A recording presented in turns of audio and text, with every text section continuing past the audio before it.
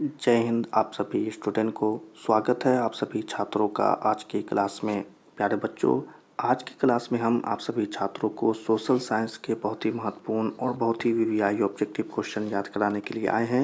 ये क्वेश्चन बहुत ही महत्वपूर्ण है आपके मैट्रिक बोर्ड परीक्षा 2025 के लिए, और ये प्रश्न बिहार बोर्ड की मैट्रिक परीक्षा में भी काफ़ी बार पूछे गए हैं। ठीक है, तो काफ़ी महत्वपूर्ण है, तो सही बच्चे इन सारे प्रश्नों को जरूर याद कर लीजिएगा। चलिए क्लास को शुरू करते हैं पहले प्रश्न के साथ। पहला प्रश्न है, किस युद्ध के बाद जर्मनी का एकीकरण पूरा हुआ।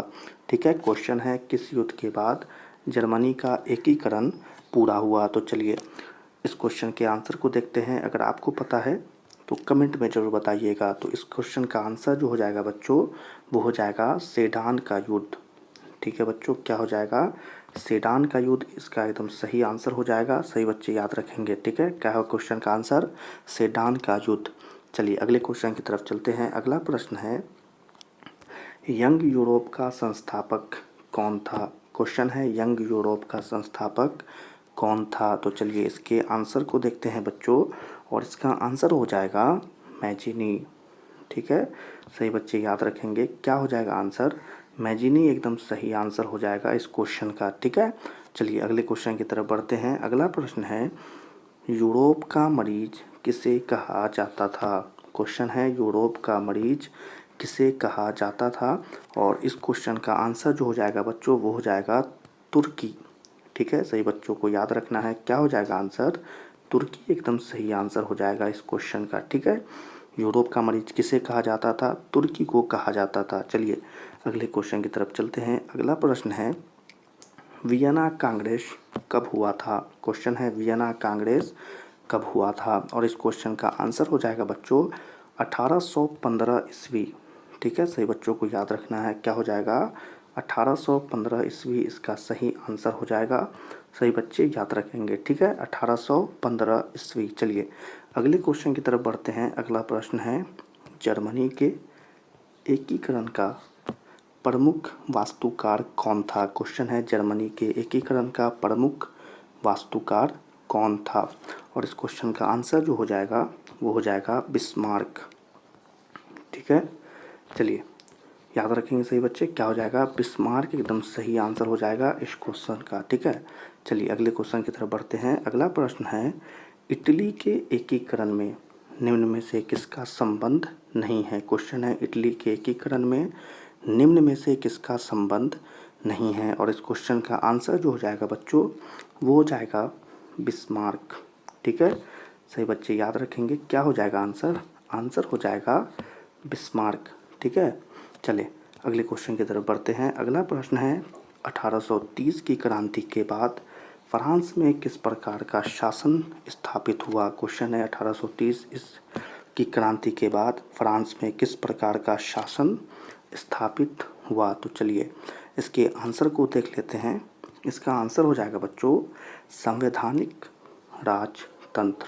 ठीक है, क्या हो जाएगा आंसर, संवैधानिक राजतंत्र। सही बच्चों को याद रखना है, संवैधानिक राजतंत्र। चले अगले क्वेश्चन की तरफ बढ़ते हैं। अगला प्रश्न है, जर्मनी के एकीकरण के लिए कौन उत्तरदायी था। क्वेश्चन है जर्मनी के एकीकरण के लिए कौन उत्तरदायी था। तो इसका आंसर हो जाएगा बिस्मार्क। ठीक है, क्या हो जाएगा, बिस्मार्क इसका सही आंसर हो जाएगा। सही बच्चों को याद भी रखना है। ठीक है, बिस्मार्क इसका सही आंसर हो जाएगा। चलें अगले क्वेश्चन की तरफ बढ़ते हैं। अगला प्रश्न है, 1871 में कौन सी संधि हुई थी।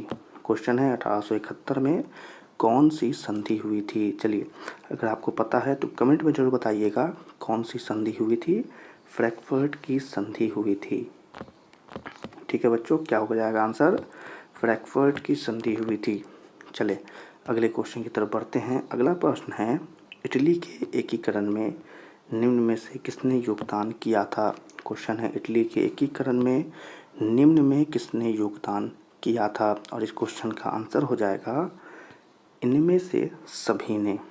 ठीक है बच्चों, क्या हो जाएगा आंसर, इनमें से सभी ने। और सही बच्चों को याद भी रखना है इस आंसर को। ठीक है, ये सब इसमें शामिल थे, इसी के लिए इसका आंसर हो जाएगा इनमें से सभी ने। चले अगले क्वेश्चन की तरफ बढ़ते हैं। अगला प्रश्न है, रॉबर्ट ओवन कहाँ का निवासी था। क्वेश्चन है रॉबर्ट ओवन कहाँ का निवासी था, और इस क्वेश्चन का आंसर जो हो जाएगा बच्चों वो हो जाएगा ब्रिटेन। ठीक है, सही बच्चों को याद रखना है क्या हो जाएगा आंसर, आंसर हो जाएगा ब्रिटेन। चलें अगले क्वेश्चन की तरफ बढ़ते हैं। अगला प्रश्न है रूस में कृषक दास प्रथा का अंत कब हुआ। क्वेश्चन है रूस में कृषक दास प्रथा का अंत कब हुआ, और इस क्वेश्चन का आंसर हो जाएगा 1861 ईस्वी। ठीक है, सही बच्चे याद रखेंगे क्या हो जाएगा आंसर, 1861 ईस्वी इसका सही आंसर हो जाएगा। ठीक है, चलें अगले क्वेश्चन की तरफ बढ़ते हैं। अगला क्वेश्चन है रूस में जार का अर्थ क्या होता था। क्वेश्चन है रूस में जार का अर्थ क्या होता था, और इस क्वेश्चन का आंसर अगर आपको पता है तो कमेंट में ज़रूर बताइएगा। आंसर हो जाएगा रूस का सम्राट। ठीक है बच्चों, क्या हो जाएगा, रूस का सम्राट इसका सही आंसर हो जाएगा। चलिए अगले क्वेश्चन की तरफ बढ़ते हैं। अगला प्रश्न है कार्ल मार्क्स का जन्म कहाँ हुआ था। क्वेश्चन है कार्ल मार्क्स का जन्म कहाँ हुआ था, तो इसका आंसर हो जाएगा जर्मनी। ठीक है बच्चों, क्या हो जाएगा आंसर, जर्मनी इसका सही आंसर हो जाएगा। सही बच्चों को याद भी रखना है। ठीक है, चले अगले क्वेश्चन की तरफ बढ़ते हैं। अगला प्रश्न है साम्यवादी शासन का पहला प्रयोग कहाँ हुआ था, अथवा विश्व का पहला समाजवादी देश कौन था। तो इस क्वेश्चन के आंसर को देख लेते हैं। तो इसका आंसर हो जाएगा रूस। ठीक है, सही बच्चों को याद रखना है क्या हो जाएगा आंसर, आंसर हो जाएगा रूस इसका सही आंसर हो जाएगा। ठीक है, चलिए अगला क्वेश्चन है निम्नांकित में कौन यूरोपीय समाजवादी नहीं था। क्वेश्चन है निम्नांकित में कौन यूरोपियन समाजवादी नहीं था, तो इसका आंसर हो जाएगा बच्चों कार्ल मार्क्स। ठीक है, सही बच्चों को याद रखना है क्या हो जाएगा आंसर, कार्ल मार्क्स। ठीक है, इस क्वेश्चन का एकदम सही आंसर हो जाएगा कार्ल मार्क्स। चले अगले क्वेश्चन को देखते हैं। अगला प्रश्न है वॉर एंड पीस किसकी रचना है। काफ़ी महत्वपूर्ण क्वेश्चन है, वॉर एंड पीस किसकी रचना है। अगर आपको इसका आंसर पता है तो ज़रूर बताइएगा। तो इसका आंसर हो जाएगा टॉलस्टॉय। ठीक है बच्चों, क्या हो जाएगा आंसर, टॉलस्टॉय इसका सही आंसर हो जाएगा। चलें अगले क्वेश्चन की तरफ बढ़ते हैं। अगला प्रश्न है बोल्शेविक क्रांति कब हुई थी। क्वेश्चन है बोल्शेविक क्रांति कब हुई थी, तो इसका क्वेश्चन आंसर जो हो जाएगा इस क्वेश्चन का वो हो जाएगा नवंबर 1917 ईस्वी। ठीक है बच्चों, याद रखना है नवंबर 1917 ईस्वी। ठीक है, सही बच्चों को याद रखना है इस क्वेश्चन का आंसर। चले अगले क्वेश्चन के देखते हैं। अगला प्रश्न है लेनिन की मृत्यु कब हुई थी। क्वेश्चन है लेनिन की मृत्यु कब हुई थी, और इस क्वेश्चन का आंसर हो जाएगा बच्चों 1924 ईस्वी। ठीक है बच्चों, क्या हो जाएगा 1924 ईस्वी इसका सही आंसर हो जाएगा।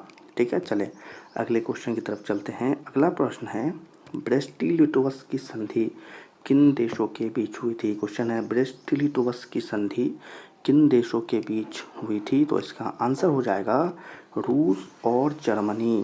क्वेश्चन है रूस और जर्मनी, सही बच्चों को याद रखना है इसका आंसर रूस और जर्मनी इसका सही आंसर हो जाएगा इस क्वेश्चन का।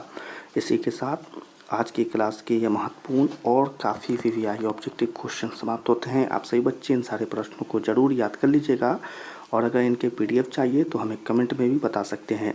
तो इसी के साथ आज की क्लास को समाप्त करते हैं। आज की क्लास पसंद आई हो तो इस क्लास को लाइक कर दीजिएगा, और अभी तक हमारे चैनल को अगर सब्सक्राइब नहीं किया है तो सब्सक्राइब करके बेल आइकन को ऑल पर सिलेक्ट कर लें। आज की क्लास आपको कैसी लगी कमेंट में ज़रूर बताएं, और इस क्लास को अपने दोस्तों के साथ शेयर करें। सभी छात्रों से मिलेंगे अगली क्लास में, तब तक के लिए आप सभी छात्रों को जय हिंद।